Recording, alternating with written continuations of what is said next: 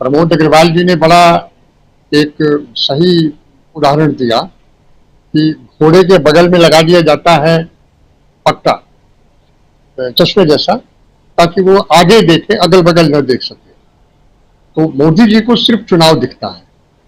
Democracy का मतलब ही वो ये समझते हैं कि चुन के आना है और सरकार बनाना है। लेकिन चुन के आ भी गए, सरकार बना भी ली, तो अब करना क्या है, या तो उन्हें पता नहीं है या वो करना नहीं चाहते। तो निश्चित रूप से ये जो मंत्रालय का परिवर्तन हुआ है, किरण रिजिजू के जाने पर कोई हैरानी नहीं है।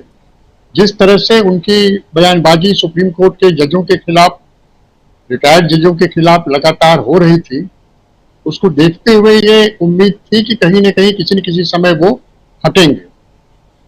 वो मुझे हैरानी इस बात पर है कि आखिर उनको हटाने में इतना समय क्यों लिया गया।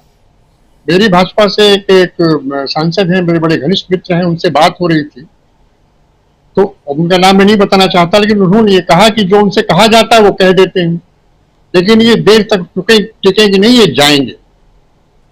मुझे लगता है कि भी हाल ही में जो उनका बयान आया जजेस को देशद्रोही कहने का या एंटी नेशनल कहने का, इसको लेकर बॉम्बे लॉयर्स एसोसिएशन ने एक याचिका दायर की थी बम्बई हाई कोर्ट में, और उस याचिका को खारिज कर दिया था बॉम्बे हाई कोर्ट ने और कहा था कि सुप्रीम कोर्ट जाइए। तो सुप्रीम कोर्ट में आए और सुप्रीम कोर्ट ने भी उस याचिका को सुनवाई नहीं की और ये कहा कि आप क्यों बीच में पड़े हुए, हम निपट लेंगे। उसका ये कहना था कि आप हटिए ऐसी याचिका लेकर, हम याचिका कोई सुनवाई नहीं करेंगे, अगर ऐसी कोई बात होगी तो हम निपट लेंगे। अब मुझे लगता है कि ये बिल्कुल हाइट थे। इस हाइट के बाद तो अब उन्हें यहाँ पर सहने का कोई औचित्य नहीं था, इसलिए उनका परिवर्तन कर दिया गया और उनको अर्थ साइंसेस दिया। मुझे भी ये विभाग पहली बार पता चला है। प्रशांत जी ने बड़ी सही व्याख्या की कि वो जाएंगे वहां पर, और सुनील जी ने कहा कि भाई ये सबसे इंपॉर्टेंट मंत्रालय है साइंस, और इत्तेफाक से साइंस मेरा भी विषय रहा, लेकिन मैं साइंस बड़ा कमजोर था, इसलिए साइंस का छोड़ के मुझे आर्ट्स में आना पड़ा और तब मुझे आप सामने में ये बैठा हूँ। तो निश्चित रूप से अर्थ साइंसेज में जाके क्या करते हैं वो जाने। दूसरी चीज मेरा कहना है कि पिछले 10 सालों से 9 साल से जो जुडिशरी की स्थिति रही है, सुप्रीम कोर्ट के जजेस की जो स्थिति रही है, शुरुआत से ले लीजिए, चाहे जस्टिस बोबडे हो या गोगोई साहब, तो खैर थे ही, महान है, अलग बात है। ये लेकर सरकार की एक ऐसी आदत हो गई थी कि वो उसे एक फेवरेबल जुडिशरी उसे लग रही थी, और वो फेवरेबल जुडिशरी इससे लग रही थी कि एक तो चीफ जस्टिस के कार्यकाल कम थे, संख्या में ज्यादा नहीं थे, और जो थे भी वो सरकार के पक्ष में कहीं न कहीं झुके रहते थे। हालांकि मुकदमों का फैसला जब आप पढ़ेंगे, 2-3 जजेस का फैसला, जैसे जस्टिस खानविलकर है उनका फैसला पढ़ेंगे, अभी रिटायर हुए जस्टिस MR शाह, इनका फैसला पढ़ेंगे। अभी बहुत लंबा लेख लाइव लॉ में किसी एक अच्छे वकील ने लिखा, इनके हर फैसले की व्याख्या की है। उसमें उन्होंने कहा कि इनका झुकाव एग्जीक्यूटिव की तरफ से है।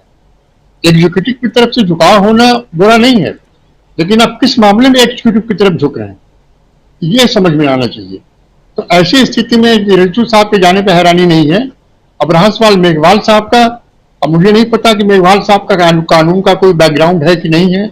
मैंने भी इनको संसद में वही टेबल पीटते ही देखा है और कभी और कोई इनका बयान नहीं देखा है। अब चूंकि राजस्थान से मेरी कोई बहुत वक्तव्य नहीं है, न इनसे उस इलाके से इनकी वक्तव्य जहाँ पे रहने वाले हैं, तो मैं बहुत नहीं बता पाऊंगा इनका क्या प्रभाव पड़ेगा। लेकिन मुझे लगता है कि भाजपा के अंदर जो अंदरूनी राजनीति है, विजय राजे सिंधिया, वसुंधरा राजे सिंधिया और इनके जो विरोधी लोग हैं, जिसमें सचिन पायलट की तरफ भी थोड़ा झुकाव इनका हुआ है, ये तो इसको ले जाकर के नहीं लगता है कि राजस्थान को किसी तरीके से जीत, क्योंकि जीत के बाद और जीत भी जो बड़ी धमाकेदार जीत है, और जीत ने ये साबित कर दिया है कि अब आपका कोई दांव चलने वाला नहीं है। आपके पास एक ही ब्रह्मास्त्र था, बजरंगबली के नाम पर हिंदुत्व का दांव, वो भी नहीं चला और वो बुरी तरह फेल हो गया। अब आप आगे आते हैं, तेलंगाना में आपकी हालत अच्छी नहीं है, छत्तीसगढ़ में कांग्रेस बहुत अच्छा कर रही है और उम्मीद है कि वहां से वो निकलेंगे, दोबारा रिपीट करेंगे। मध्य प्रदेश में भी आपके अंदर भी टकराहट है, वो भी कम नहीं है। राजस्थान में दोनों तरफ स्थिति है। ऐसी स्थिति में क्या होता है कि अब इनको अगर ये लगातार राज्य हारते चले गए, तो इन चुनावों की हार का सबसे बड़ा असर जो है मनोवैज्ञानिक होता है। आज जो खिसक रही बीजेपी की जमीन जो आपने लगाया है, ये बीजेपी वाले भी समझ रहे हैं और वो भी समझ रहे हैं कि पिछले 10 सालों में ऐसा कुछ नहीं हुआ जिसको कि कि जनता के सामने जाएं। कांग्रेस के बारे में कहूं तो जो कि सुनील जी ने बड़ी सही बात कही कि उत्तर प्रदेश में मेयर के चुनाव में कांग्रेस दूसरे स्थान पर है। वाकई का कोई संगठन कहीं नहीं दिखता, कोई नेता नहीं दिखता, कोई इसका अध्यक्ष है भी तो उसका कोई बहुत नाम नहीं है, कोई बड़ा नेता घूमा नहीं है। जबकि उधर योगी जी ने जो है हर जिले जिले में जाकर उन्होंने मीटिंग की, उन्होंने वैसे ही रैली की जैसे कि वो एमपी और एमएलए के चुनाव में करते हैं। प्लस सरकार की तरफ निकायों का चुनाव झुका रहता है, जो भी सरकार सत्ता में रहती है निकाय चुनाव उधर जाता है। तो बहरहाल वो डबल इंजन ट्रिपल इंजन सारा इंजन हो जाए, सारे इंजन हो जाने के बाद भी पिछले 10 सालों में आपने क्या किया, इसका जवाब इनके पास नहीं है। अब मैं इस पर आता हूं कि एजेंडे का आगे क्या होगा। तो मैं यही कहना चाहूंगा आप सबके माध्यम से कि ये अभी भी उसी एजेंडे पर अपने चिपके हुए हैं जैसे कि हिंदुत्व के एजेंडे पे।